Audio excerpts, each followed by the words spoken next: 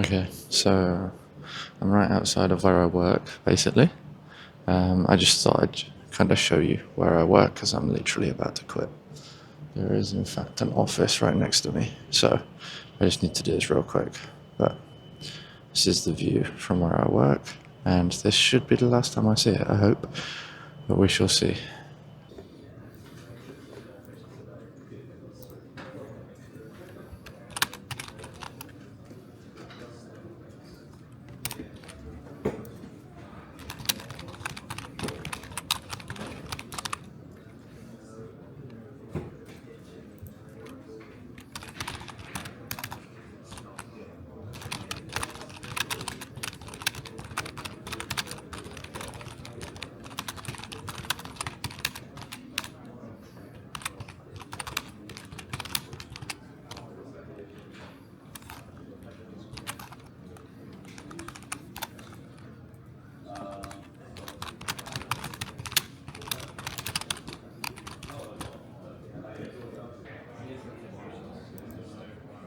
You might be wondering why I quit in that fashion and why I did it on the day.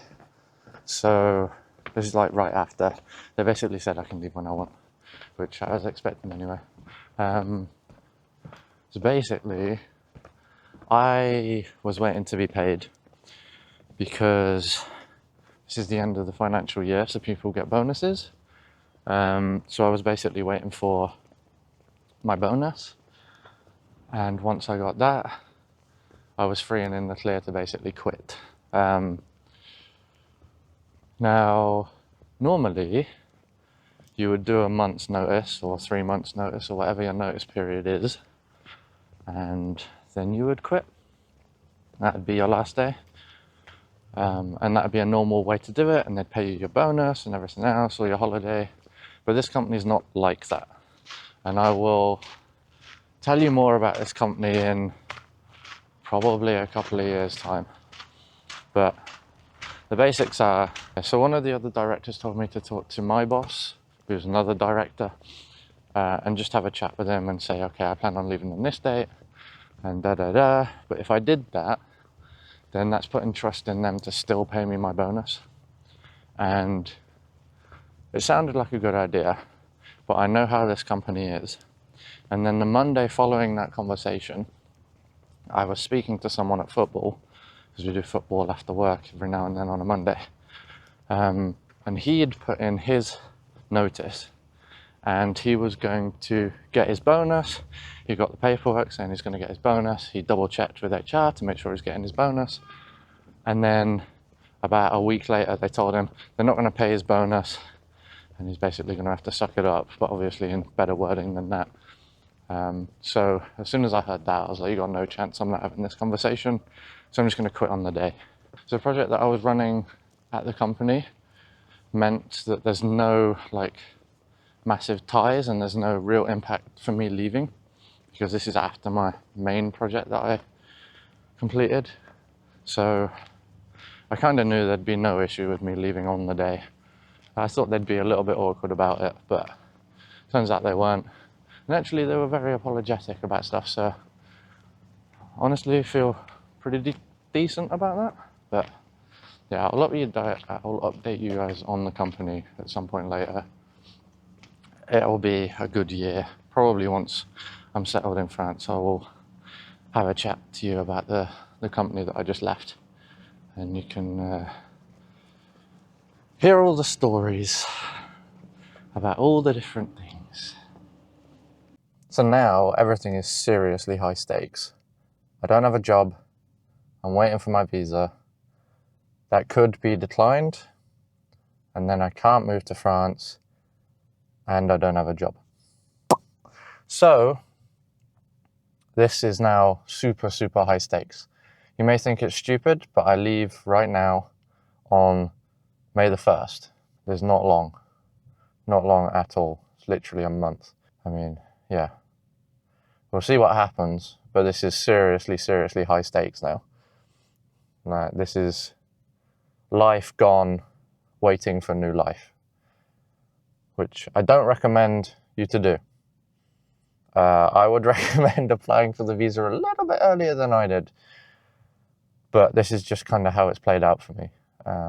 So we can only hope that that visa gets approved and it's for a year. Because if not, I don't know. We'll figure it out, but yeah, high stakes for sure. So same day as quitting my job, next step is quitting the gym. So I can give a month's notice apparently if I'm leaving the country.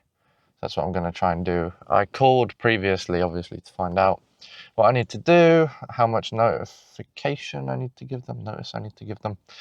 And supposedly this is something that I can do. The guy on the phone sounded pretty miserable, so I'm definitely not going to carry a camera in. And also it's very, very busy, weirdly. I think it might be half term or something, but I don't know. It's a slightly different story. I didn't record the interaction at all. You can do it online, according to this guy. The guy on the phone told me that you would need to prove your flight or obviously your ferry. And this geezer said all I need to do is go online and shove the address in. So I'll be going back home and putting the address in online. And apparently it'll go to some central team and they'll sort it. So that's fine. It just means I've driven to the gym for no reason, and then I'll be coming back again later today. But it's cool. At least I know. And the fact that I'm doing it today, which is the 31st, means that it will be finished by the end of the month, so I won't have any outgoings for the gym, which is nice because this gym's pretty expensive. So yeah, that's that basically. Let's call that quitting the gym. I mean, you technically haven't seen anything or heard anything, but what am I supposed to do?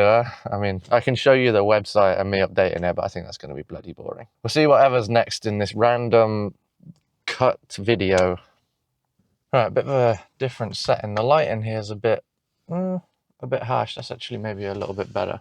So, right, we are officially a week since I went to TLS, and I got an email yesterday from my lawyers that said they'd been contacted by TLS and TLS had my passport back from the consulate already. That literally means it took them 6 days to get my passport back, and then today is the 7th day and this is my passport. I've held this all day. It got delivered this morning because I just wanted to open it in a comfortable environment, and I also wanted to make a video out of it, and it's been very windy today, so I couldn't really go outside, at least to record, and I couldn't think of anywhere that was appropriate. So what we're going to do is we're going to open this. You're going to be the first to see it, and then I'm obviously going to have a look at it because I can't see it on the tiny screen. I also don't know if the passport is... It feels like the passport's already open on the page, which means there may be some spoilers here. But everything up to this point is literally waiting for this moment. And this could be the oh crap moment of I potentially don't have a life and I've got to figure everything out. Or this could be the okay, we're on track, everything's good moment. I will let you know I'm not very expressive / emotional. Depends on the circumstances, but something like this, I would expect me not to be very expressive. So all we're going to do is we're just going to open this. So I guess everyone who's wondering how long it literally takes to get a visa to move to France, hopefully, number one, this is a visa. I have no idea if it's a visa or not, or if it's a decline of a visa. It could be a 6 months visa. It could be a year visa. I have no idea. The email that I got doesn't tell me anything other than TLS have your passport back and then they're going to send it to me. Which literally means this is how you find out if you've got a visa or not. There is no other way of finding out. You get your passport back and the visa's either in it or it's not. So this is how we're going to find out. I'm going to try and be careful because obviously it is a passport. It feels like it's in something else. Or this may not be. It's in an envelope. Oh my goodness. All right, I need to block some information on that envelope, and there's nothing else in here. So it's in a, it makes sense. It's in a postal thing in an envelope. All right, I'm gonna keep that this way so I don't have to block everything for the whole time. So that's why it felt like it was open. Is it open? It's not open. It is closed. It is closed. Is there anything else in here? There is. There's a letter or some sort of paper in here. So what I'm going to do is I'm just going to, I guess, attempt to find the page. I have to just show you like this way instead. That's nothing. That's just in and out. That's nothing. Nothing. Nothing. Nothing. Nothing. Nothing and nothing. Okay, there is nothing in the passport. I don't know if that's quite worrying actually. That is not good. I'm gonna read this.